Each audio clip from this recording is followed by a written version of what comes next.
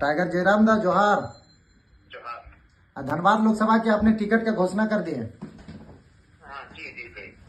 तो बहुत सारे आरोप प्रत्यारोप आप पे लग रहे हैं कि आपने घोषणा किया ऐसे कैंडिडेट, कोई बोल रहा है डमी कैंडिडेट, तो कोई बहुत सारा चीज कह रहा है कि आपने जिस चेहरा बना था उन लोगों को आप टिकट नहीं देके ऐसे व्यक्ति को आप टिकट दे दिए जिनको कोई नहीं जानता है। निश्चित रहिए आदरणीय देवदा, चेहरा जो भी शख्स बना उनका 2 वर्षों के दरमियान ही बना है और जयराम तो खड़े थे, तो निश्चय ही जब हम उस प्रत्याशी को लेकर आए हैं 5 दिन में उनका चेहरा बनेगा। चेहरे के लिए पीछे आप ना जाएं, एक काबिल व्यक्ति है, एक पढ़ा लिखा मास्टर ऑफ आर्ट्स बीएड, एक बहुत बेहतर सूझबूझ और परिपक्व इंसान को लेकर आए हैं राजनीति के मैदान में।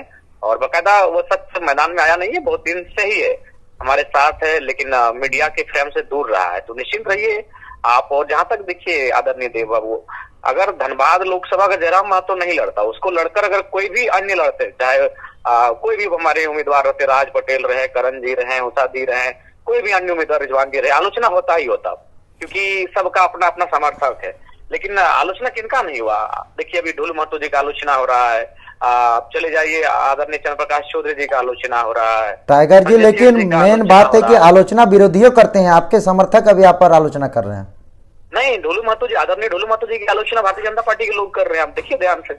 नहीं तो आपके अभी तक 2-3 साल के दरमियान में लोग आपके साथ थे, अचानक से धनबाद लोकसभा इतने जगह टिकट की घोषणा की, कहीं पर नाखुश नहीं हुए, लेकिन धनबाद लोकसभा में लोग आप पर सवाल फेसबुक बहुत जगह हुए हैं, आपको जानकारी नहीं है, अंदर खाने बहुत जगह लोग नाखुश है। देखिए सबसे पहली बात, जो राजनीतिक आकांक्षा एक अलग होती है, महत्वाकांक्षा अलग होती है।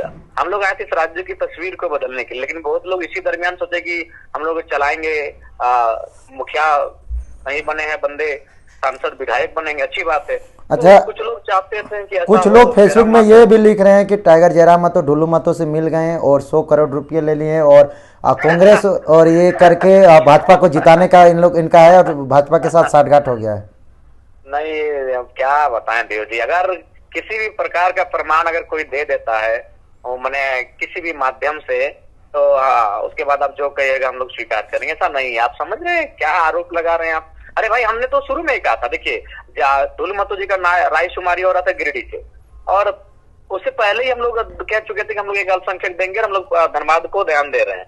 हाँ, तो नाम ही नहीं हुआ था, तो ऐसा नहीं है।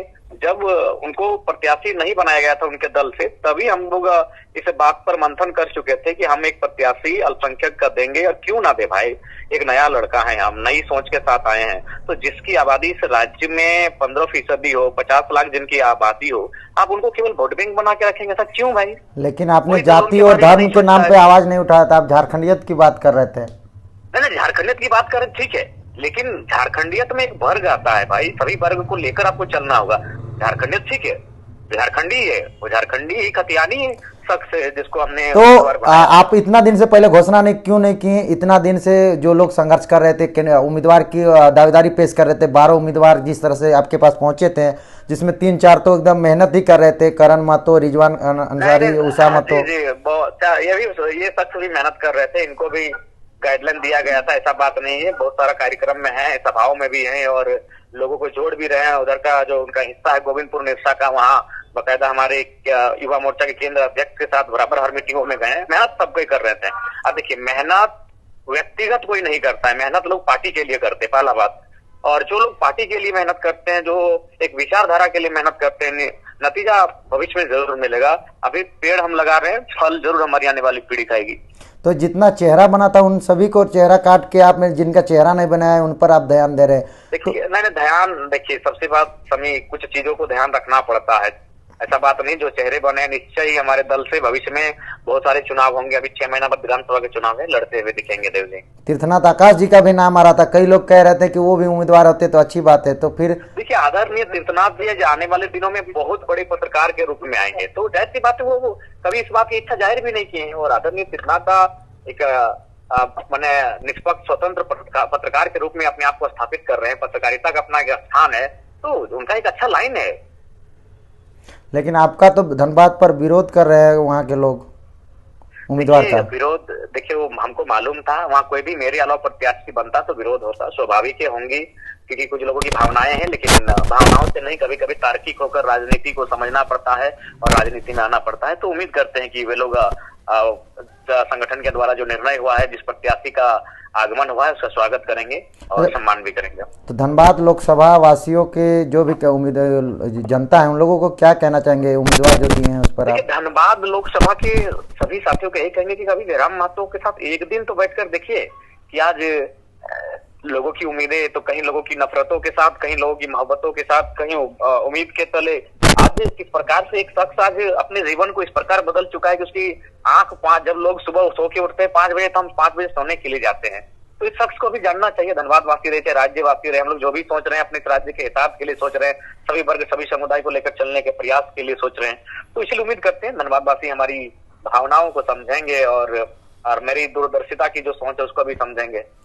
रिजवान क्रांतिकारी को जिस तरह से आपने लेटर दिया, और रिजवान क्रांतिकारी तो लेटर में कहे कि हम नहीं लड़ेंगे, लेकिन मैं देख रहा हूं कि सोशल मीडिया में वो बयान भी दिए हैं कई चैनलों में, वो कह रहे हैं कि अगर पार्टी चाहेगी तो हम चुनाव लड़ेंगे।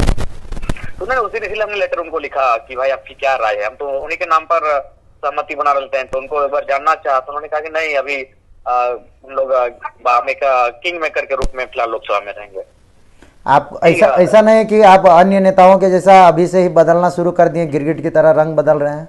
नहीं, ये गिरगिट की तरह रंग बदलना नहीं होता। ये संगठन यही तो होता है कि संगठन में किसी को आप उठा के दे दीजिए, संगठन को उसका सम्मान करना चाहिए। तो एक विकेंद्रीकरण का मतलब होता है कि संगठन में जो लोग संघर्ष करते हैं उनका एक संगठन तैयार होता है, वो लोग उसकी मदद करते हैं चुनाव में जिताने के लिए। अच्छा, संगठन है और संगठन से बाहर से नहीं लाए, हम किसी पार्टी से लेके आते तो अलग बात था, संगठन में है। तीर्थनाथ आकाश जी तो पूरा विरोध कर रहे हैं और बोल रहे हैं लाइव आऊंगा उनके खिलाफ, जिस तरह से फरजान पे आए थे, अब बोल रहे हैं कि उनके खिलाफ आएंगे। ठीक है, आने दीजिए, कोई दिक्कत नहीं है। अब इसका मतलब यही है कि लोग अल्पसंख्यक को देखना नहीं चाहते राजनीति में, तो गलत है। तीर्थनाथ जी समझदार व्यक्ति है, ऐसा नहीं करेंगे। भले आपसे बात हुई, हमारे बड़े भाई स्वरूप है, हमारे गार्जियन स्वरूप है, हमारे अभिभावक स्वरूप है, बहुत प्रदर्शक हैं। उम्मीद करते हुए हमारे फैसले का सम्मान करेंगे और हमें रास्ता भी बताएंगे। अच्छी वे ठीक है टाइगर जयराम जी, आप अपना कीमती समय देने के लिए बहुत बहुत धन्यवाद।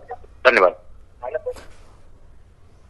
तो आपने सुना टाइगर जयराम महतो का पहला ऑन कॉल रिकॉर्ड, आप लोगों को सुना रहा हूं क्या कुछ कहें टाइगर जयराम महतो धनबाद लोकसभा में उम्मीदवार आखिर क्यों दिए नहीं दिए। इन्होंने साफ जाहिर किया, आप सुने इनके बातों को। बाकी इनका विचार आप लोग कैसे लगा कमेंट बॉक्स में आप हमें बताएं, और कैंडिडेट सही है कि नहीं आप भी वो भी बताएं। और अभी भी बदलाव हो सकता है, अगर आप लोग चाहें, अपना जनता अपना पावर दिखाएगी तो जयराम महतो का मन बदल जाएगा, जयराम महतो को आप अगर समझाइएगा तो। बाकी और भी अपडेट दूंगा मैं, अभी इस मामले पर हूं, अभी मैं हर जगह कवर कर रहा हूं। सभी को जोहार। अरे भाई, हमने तो शुरू में ही कहा था, देखिए धुल महतो जी का राय शुमारी हो रहा था गिरिडीह से,